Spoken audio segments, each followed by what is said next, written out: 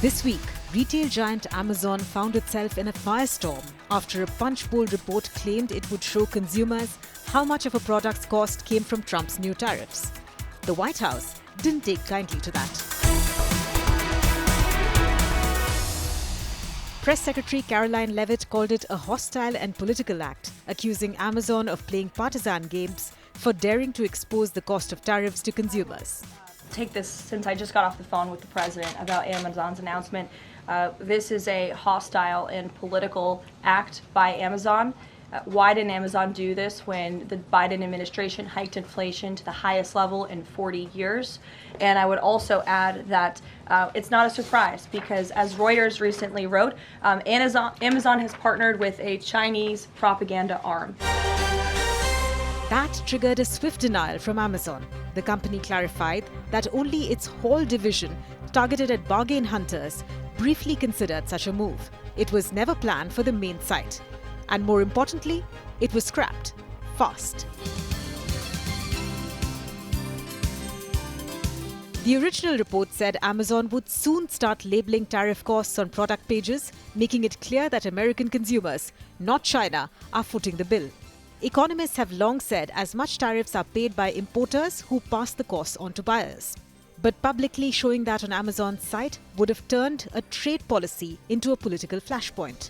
Behind the scenes, Trump was furious. Within hours of the report, he picked up the phone and called Jeff Bezos himself. And the tone was surprisingly cordial. Great. Jeff Bezos was very nice. He was terrific. He solved the problem very quickly. And he did the right thing, and he's a good guy.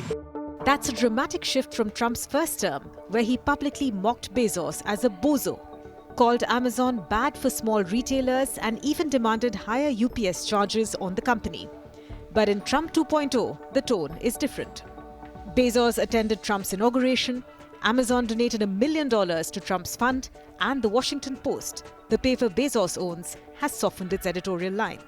Even as the tariffs strain ties with China, Trump's messaging is all about patriotism, protectionism, and personal diplomacy. We just wanted to help them during this little transition, short term. And during this little, if they can't get parts, it has to do with a very small percentage.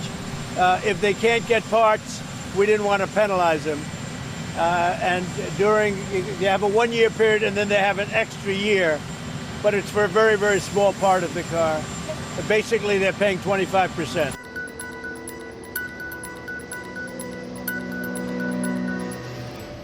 But the broader economic fallout is hard to ignore.